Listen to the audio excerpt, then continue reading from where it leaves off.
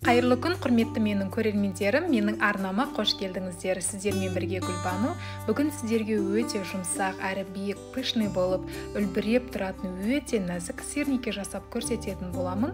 Ендеше маңызды жерлерін жіберіп алмас үшін видеоны соңына дейін қарауға кеңес беремін. Және де осы видеоның астына описание бөліміне толық құрамын, грамдарын, мөлшерлерін жазып қоятын боламын.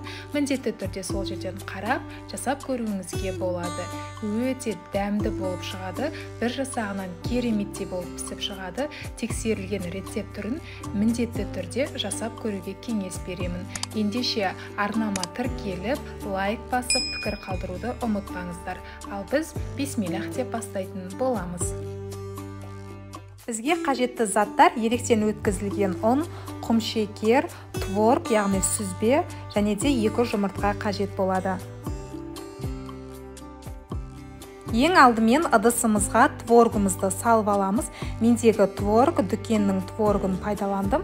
Егер де сіздерде қолдың сүзбесі болса, онда тіпті керемет болып шығады. Осының үстіне 2 жұмыртқамызды жарып салып алатын боламыз.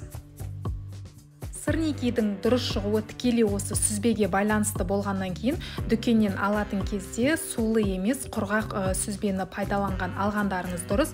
Сонда біздің сырникиіміз керемет, яғни жақсы шығатын болады. Енді осының үстіне 3 ас қасық құмшекерімізді салып алатын боламыз. Оның үстінен електен өткізілген 2 ас қасық ұнымызды да салып алатын боламыз. Енді барлығын жақсылап араластырып алатын боламыз.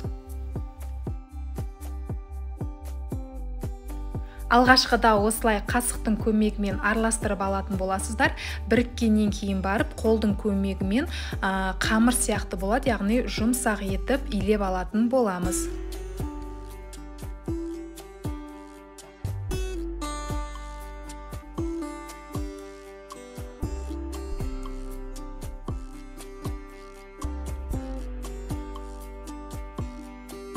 Мінекей, енді қолдың көмегімен осылай біріктіріп алатын боламыз. Біздің сүзбелі қамырымыз осылай дайын болды. Енді осы дайын сүзбелі қамырымызды қазір ұн сеуіп бірнеше бөліктерге, яғни жіңішке бөліктерге бөліп алатын боламыз.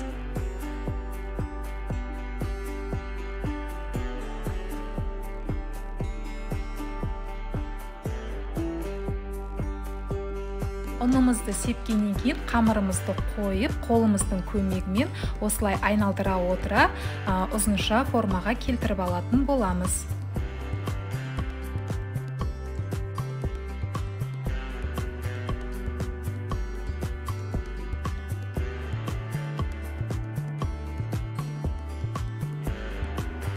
Ал енді пышақтың көмегімен дәл видеодағыдай осылай кесіп аламыз. Менің арнам өте пайдалы арна, әсіресе қыз келіншектерге, жас келіндерге, енді тағам түрлерін үйреніп жүрген ханымдарға өте пайдалы арна. Сол үшін менің арнамнан алыстамаңыздар. Күнделікті жиі рецепттермен, яғни үй жағдайында тез дайын болатын қолжетімді рецепт түрлерін ұсынатын боламын. Міндетті түрде өз достарыңызбен, жақындарыңызбен арнаны бөлісіп қойсаңыздар болады. Қазақ каналдарының дамуына өз үлестеріңізді қосыңыздар. Осылай бөліктерге бөліп алғаннан кейін енді ұнымызды тағы да сеуіп аламыз, және де қолымыздың көмегімен осылай дөңгелете отыра сырникидің формасын шығарып алатын боламыз. Сырникидің формасын бокалдың көмегімен шығарып алсаңыздар да болады, яғни дөңгелек қалыпқа келтіріп. Бірақ маған қолдың көмегімен ыңғайлы болғандықтан барлығын осылай қолмен, яғни дөңгелетіп алатын боламын.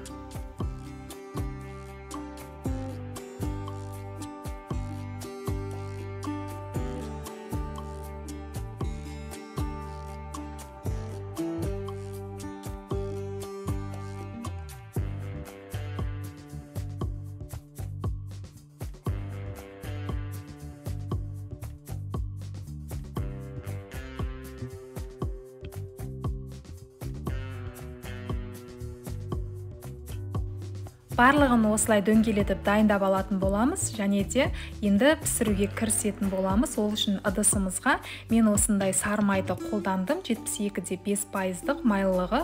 Осы ыдысымызға яғни бір ас қасық немесе сәл одан көптеу қылып салсаңыздар да болады. Майымызды қыздырып алғаннан кейін сырникелеріміздің екі бетінде қызарта отыра пісіріп алатын боламыз. Газдың астын баяу отта пісіргендеріңіз жөн. Асықпай піссе біздің сырникеміздің ортасы да толықтай пісіп шығатын болады.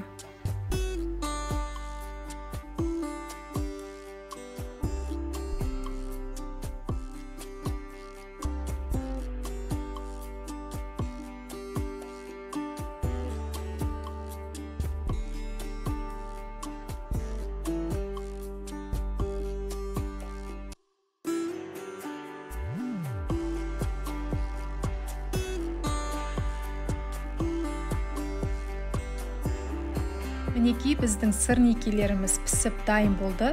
Екі беті де қып-қызыл болып пісіп шықты. Енді тарелкамызге салып алсақ болады. Майынан сырғытып осылай ыдысымызға салып аламыз.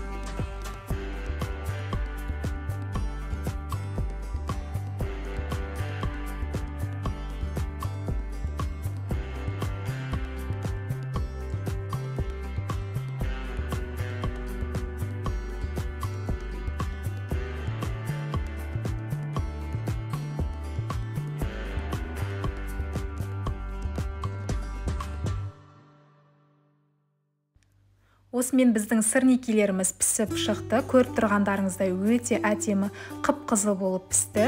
Дәмі де тіл үйретіндей өте дәмді, сонымен қатар жұмсақ болып пісіп шықты. Міндетті түрде жасауға кеңес беремін. Жасап балаларыңызды, жақындарыңызды қуантып қойыңыздар. Назарларыңызға үлкен рахмет, құрметті көрермендерім. Міндетті түрде арнаға тіркеліңіз, пікір қалдырыңыз. Барлықтарыңызға ас болсын. Қайырлы күн, құрметті менің оқырмандарым, менің арнама қош келдіңіздер. Сіздермен бірге Гүлбану. Бүгін сіздерге үй жағдайында 3-4 қана картоптан тұратын өте қытырлақ әрі дәмді, балалардың ең сүйікті асы, фриден де өте дәмді болып шығатын қытырлақ картоп дайындайтын боламыз. Ендеше менің арнама тіркелмеген жаңа көрермен болсаңыз, міндетті түрде тіркеліп, видеоның маңызды жерлерін жіберіп алмас үшін соңына дейін қараңыздар.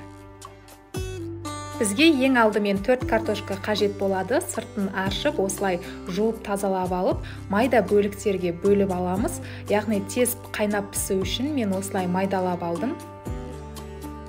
Құрметті көрермендерім, менің арнамнан ыстық тағамдардың, түрлі тәттілердің, салат түрлері өте көп. Міндетті түрде арнама тіркелмеген болсаңыз, тіркеліп, жақындарыңызбен, достарыңызбен, туыстарыңызбен бөлісіп қойсаңыздар болады. Қазақ каналдарының дамуына өз үлестеріңізді қосыңыздар.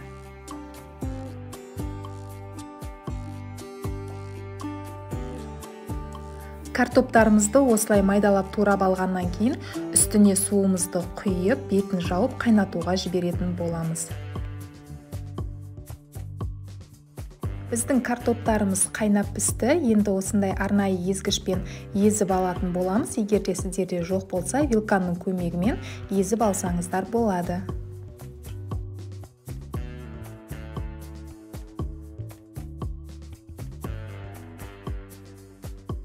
Картоптарымызда ешқандай іріткі болмайтындай осылай жақсылап езіп алғандарыңыз дұрыс.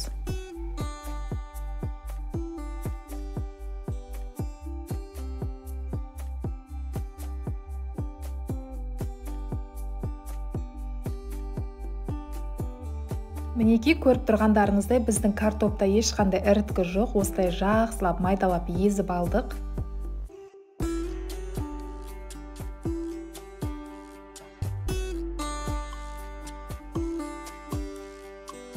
Ендігі кезекте езіп алған картоптың үстіне осындай паприка қосамыз. Шамамен бір ас қасықтай саласыздар. Мен көз мөлшерімен осылай салдым.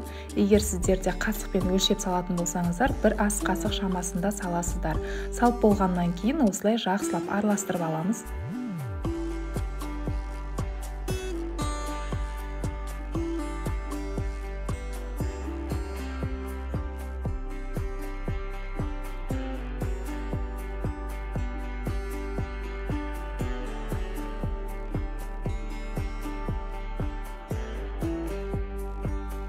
Енді осының үстіне қара бұрыш қосамыз. Қара бұрыштың орнына қызыл бұрышпен алмастырсаңыздар да болады.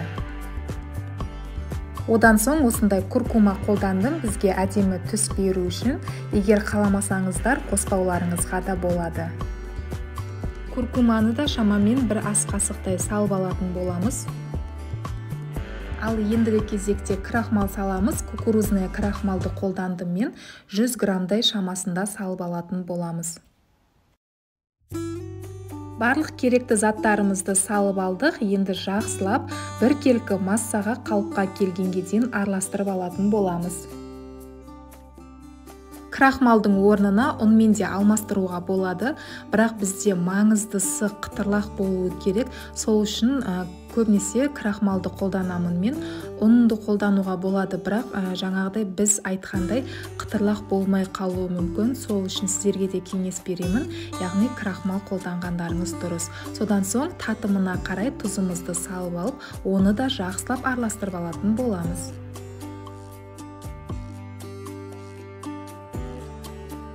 Барлық керекті заттарымызды салып, араластырып алдық. Ал ендігі кезекте қолымыздың көмегімен қамыр илеген сияқты илеп алатын боламыз.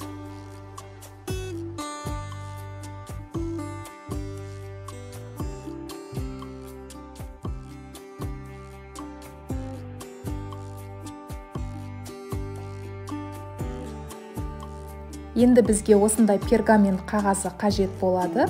Пергамент қағазын төсеп, үстіне жаңағы дайындап алған картобымызды салып, дөңгелек формаға келтіріп алатын боламыз. Қолымыздың көмегімен осылай жайып алуға болады. Біздің картобымыз өте нәзік болғандықтан, кішкене осылай ажырап қалуы мүмкін, бірақ одан еш уайымдамаңыздар. Мінеки қолымыздың көмегімен осылай жайып алдық. Енді осының үстіне тағы да пергамент қағазын төсеп, оқтаудың көмегімен жайып алатын боламыз. Біздің картобымыз өте нәзік болғандықтан, оқтаудың көмегімен жаю барысында қатты күш салмауларыңызды сұраймын.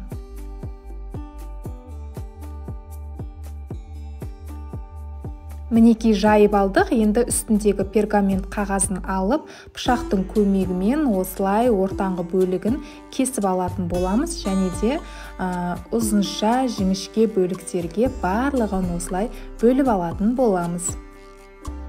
Осы уақыт аралығында майымызды қыздырып дайындап қойсаңыздар да болады. Майымыз қызып дайын болған кезде баяу отта картоптарымызды салып, осылай екі жағы қызарғанша пісіріп алатын боламыз. Біздің картоптарымыз өте нәзік болғандықтан, майға салар кезде өте абай болыңыздар дегім келеді. Асықпай, баппен, яғни бір-біреуден салыңыздар, барлығын бірден салып жібермеңіздер. Ажырап кетуі мүмкін, және де майға салған кезде 4-5 штуктан осылай салсаңыздар, картоптарымыз қытырлақ болып, әдемі болып, яғни бір-біріне жабыспай, біркелкі болып пісіп шығатын болады. Картопты пісіріп алдық. Енді майынан сырғытып, осылай ыдысымызға салып алатын боламыз. Барлық картоптарды осылай асықпай, баппен, орташа отта пісіріп алыңыздар. Міндетті түрде жасауға кеңес беремін. Сіздерге 100% ұнайды деген сенімдемін. Жасап, балаларыңызды, жақындарыңызды қуантып қойыңыздар дегім келеді. Бұл менің ең жиі жасайтын сүйікті асым деп айтсам болады. Балаларыма, жолдасыма өте қатты ұнайды. Сондықтан тексерілген рецепт түрі деп айтсам болады. Бір жасағаннан шығатын рецепт түрі. Назарларыңызға үлкен рахмет, құрметті көрермендерім. Сіздермен болған Гүлбану. Міндетті түрде жасап көріңіздер. Барлықтарыңызға ас болсын.